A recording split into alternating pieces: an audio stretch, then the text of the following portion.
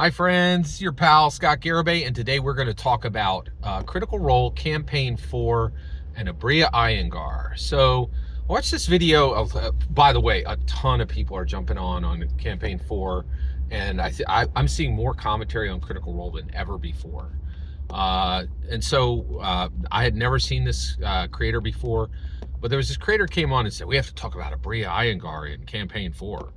And he gave the most ridiculous, ignorant take I have ever heard on Critical Role, Abria Iyengar, and Dungeons & Dragons itself. This person's take is outrageously ignorant. All right, so first of all, the person isn't ignorant. I'll link below. You can take a look. I don't know how to change the oil in my car. I'm ignorant in mechanical knowledge, right? Like of how to change the oil in my car. He's ignorant on Abria Iyengar, Critical Role, and on Dungeons & Dragons. So he said she has main character energy and she shouldn't, and it's a problem. And I'm like, this is ridiculous. This is an absolutely ridiculous take. It's extremely ignorant. So first of all, Abria Iyengar is role-playing with Hollywood celebrities, but she's not a Hollywood celebrity, right? Like, and to my knowledge, maybe she is, but not at the level they are. Certainly not at the level they are, right? And so, yeah, that's a good question. I don't know where Abria Iyengar came before she was with Critical Role. I was assuming she wasn't. She certainly doesn't have their level of. She doesn't have a lot of things they have, right? She doesn't have access in Hollywood the way they do. So she had better be projecting main character energy, because to get her point across over these extremely well-established Hollywood celebrities, like, this is extremely real. Like, she definitely needs to be projecting main character energy. No question. Right? This is extremely important that she does this. The other issue is, like, have you ever played Dungeons & Dragons? You are literally the main character. Every player character is literally the main character. And you're like, well, wait, you're supposed to be sharing the spotlight. F that, right? Like, forbargle that, right? This is not a traditional Dungeons & Dragons game. These are people who are all like grabbing the spotlight and yanking it toward themselves.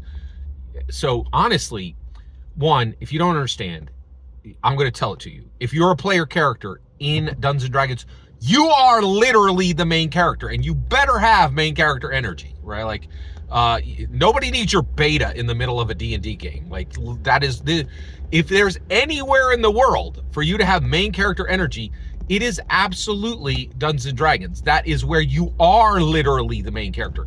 Nothing happens without you, right? You are literally the focus. Like, it is, like, there is nowhere in the world more appropriate for you to have main character energy than in a Dungeons & Dragons game with your player character, right?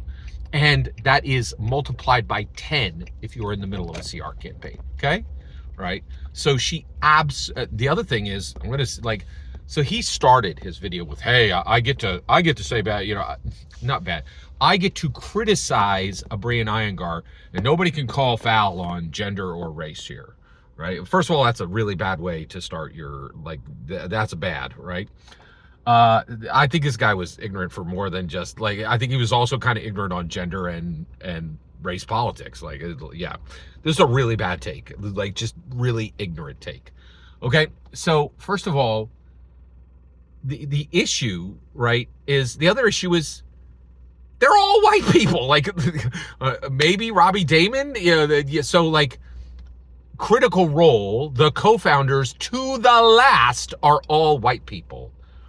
You have to project main character energy, right? If you are a minority at that table, right? Like, they have literally been told by the world since the day they were born that you are the main character, right? So if you're like, oh my goodness, a person of color female is projecting main character energy with a lot of white people at the table,